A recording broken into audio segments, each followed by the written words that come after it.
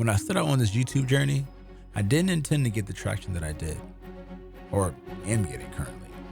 But I discovered something different, myself. My flavor profile, my plating, my style. I just discovered so much. Allow me to show you what I discovered.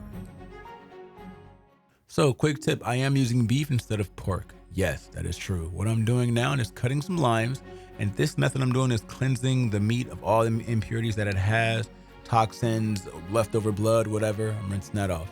I'm seasoning it now with some salt, a little bit of garam masala for the flavor that I am going for. I'm gonna put it in the pot as well, get it all together, let them hug each other. And I'm gonna create this brine, and this brine has a couple of ingredients that are probably common in your household, may not be. So 3 cups of apple juice, right? Then we're gonna do about 5 ounces of ginger, always grated ginger, of course, so much potent flavor. And make sure you use a cheese grater, or if you don't have one, microplane's fine too. Now I'm gonna slice some habanero right down the middle, of course, seeded, of course, you want the heat. 8 pieces of star anise, whole, a slice of orange, also some brown sugar.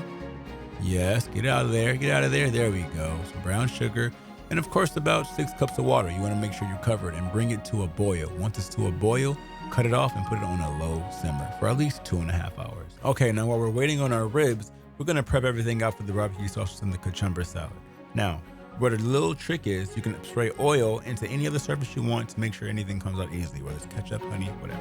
But in this thing for the sauce, I'm gonna prep out 1/3 cup of ketchup, a 1/2 cup apple cider vinegar, 3 tablespoons of honey, 1 cup of light brown sugar, and a tablespoon of tamarind concentrate, and 7 teaspoons of crushed dried Nagga chips, and salt and fresh ground pepper. With the cucumber, tomato, red onion, and mango, I'm gonna use that to make the cucumber salad.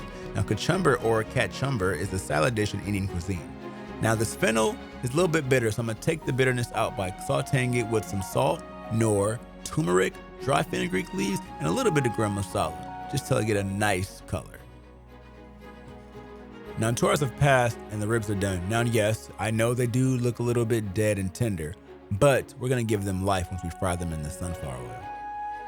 With half our stock saved, we're gonna use that to make our Nagga barbecue sauce. You're gonna begin to add in everything you had earlier, from ketchup, honey, and bring it to a boil, and then bring it to a low simmer for at least 45 minutes. And I know you're anxious, but just a little heads up.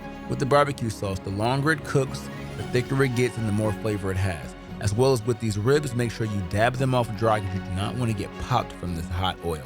Now, you're gonna drop those in your frying oil for at least about 5 minutes and watch them come alive with this crisp brown color. So succulent, so good. Take them off and then begin your plating.